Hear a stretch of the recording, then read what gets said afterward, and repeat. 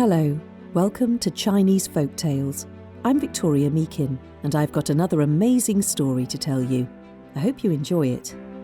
It's all about friendship, maybe more than that. It's about finding a person completely in tune with the way you think, express yourself, and see the world around you. In China, there is a word for this, qi yin. It means soulmate, but really much more than that. Let me see if I can explain. With a story, of course.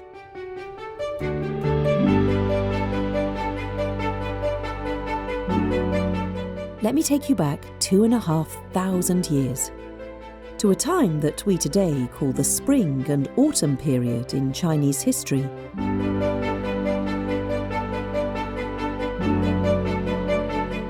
There were many small states. Some lived in peace, others fought wars.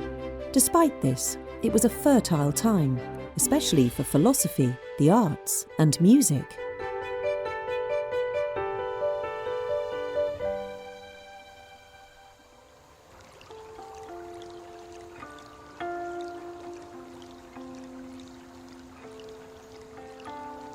Many artists and musicians took their inspiration from the natural world they saw all about them, the clear waters and the green mountains, a treasure trove of beauty and harmony.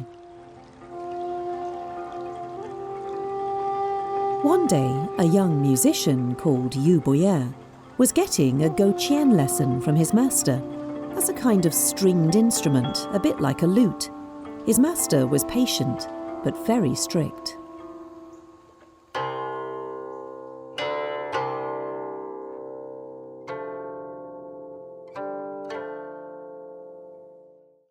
What do you think, Master?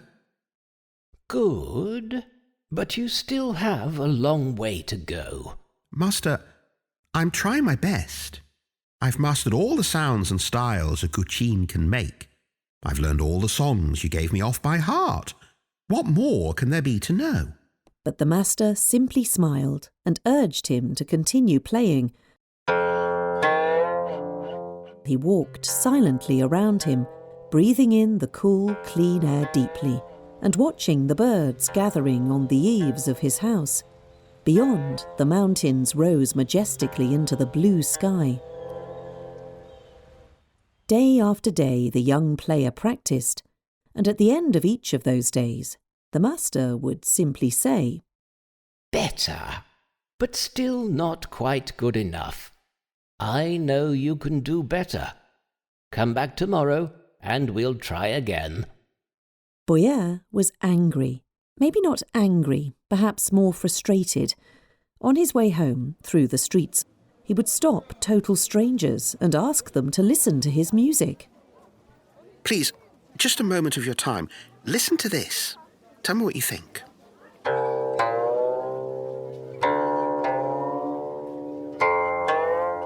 Nah, not for me. Can't you play a battle song or something about the prince's daughters? Something fun? Fun? Yeah, fun.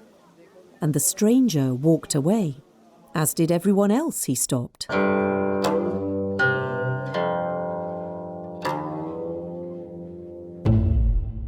Next day he returned to his lesson and told his master what he had done, how downtrodden he felt, and how he wanted to give up the guqian and find another job.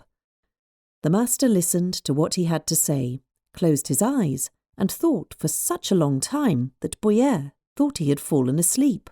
Even my master thinks I'm boring. But just at that moment, his master's eyes opened suddenly, like he'd arrived at a very important decision. "Here's what we'll do. Tomorrow morning, pack an overnight bag, some food, and a fishing rod. Oh, and your guqin. Where are we going? I am taking you to meet my own master, the greatest master who ever lived."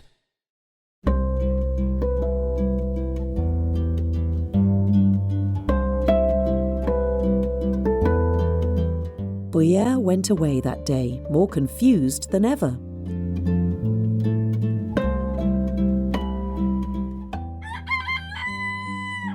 But he did as he was told, and arrived at his master's house the next day, just as the cock was crowing and the first rays of sunshine were breaking through the tall trees that lined the mountains to the east.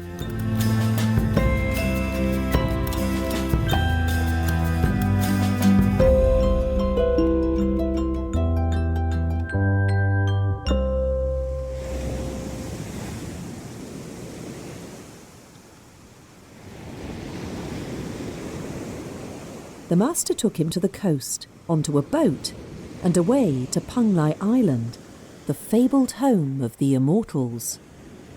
Right. You stay here. My master will be along shortly. And then he ran down to the beach, jumped into his boat, and sailed away. Oh, that's unexpected. Boya waited several days, but his master didn't come back, nor did anyone else. Why would my master trick me like this?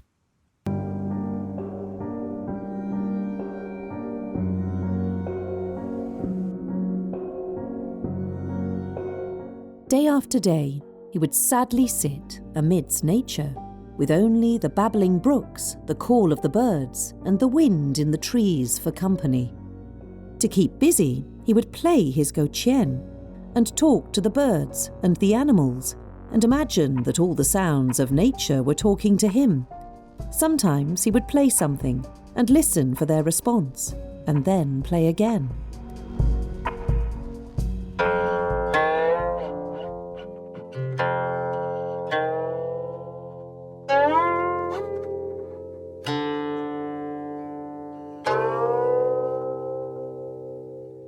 One day there seemed to be no difference between the music he played and the sounds he heard all around him.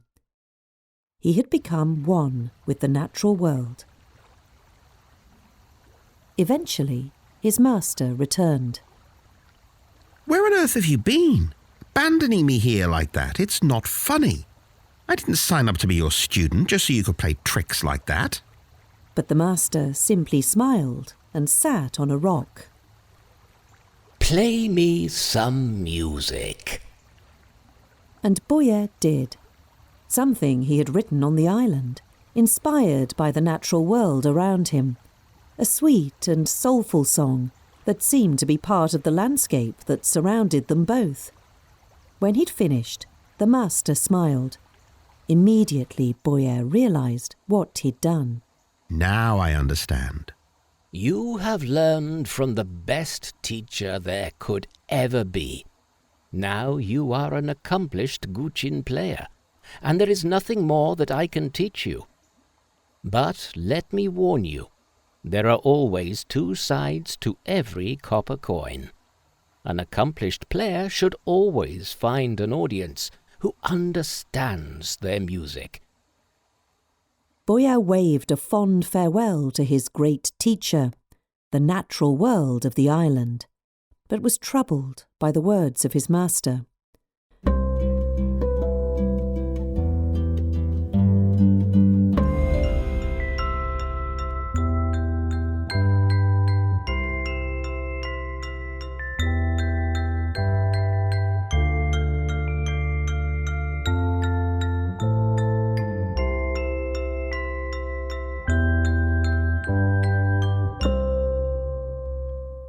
Sometimes he would play his music in public in the town. But not everyone liked it. Some even walked away as he played.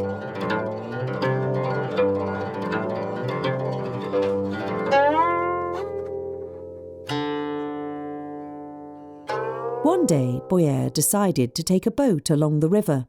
He wanted to enjoy the birds and the trees, smell the air and gaze upon the majestic mountains. But not long after he set off, there was a torrential rainstorm.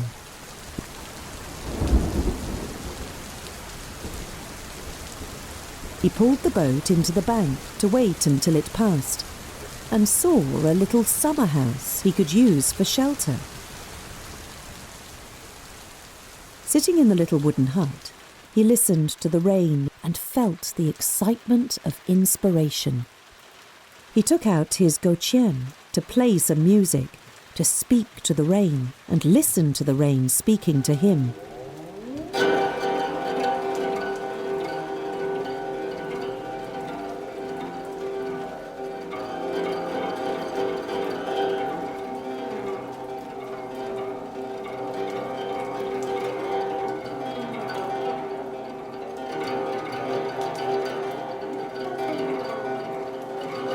After a while, he realised someone was watching him.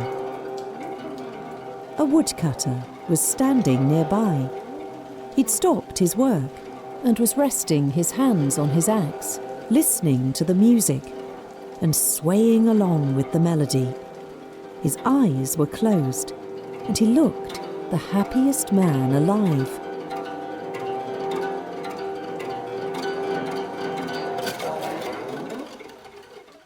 When he stopped, the woodcutter said, No, please don't stop. Play another. OK, I don't normally do requests, but this one is called the Magnificent Mount Tai. And he began playing again.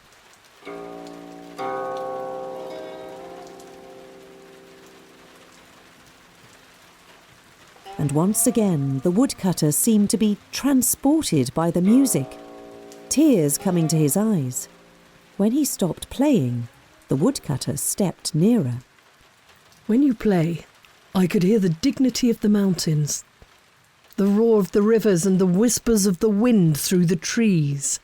Boya immediately ran towards the woodcutter and hugged him. Steady on. I've never met anyone who so fully understood my music as you do. You've made me so happy.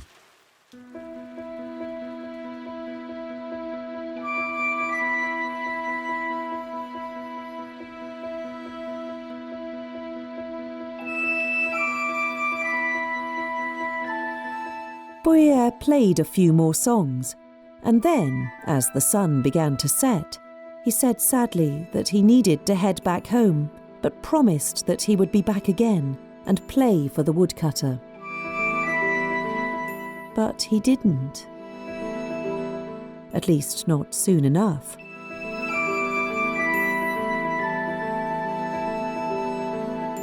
Filled with confidence, he played concert after concert, and everyone wanted him to play.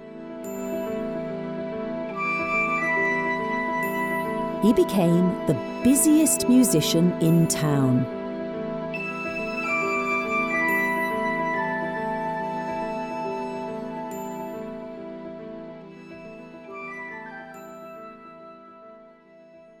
One day he remembered the woodcutter and took a boat down the river to find him. But when he reached his village, the people there told Boya that the woodcutter had died not long before of an illness, a sadness and a longing. They said his last wish was to hear the music of Boya played on the goqian. I will play for my dear friend. And he played the saddest song he had ever played in his life, for he knew that he had lost a soulmate, a true friend, someone who had totally understood his music.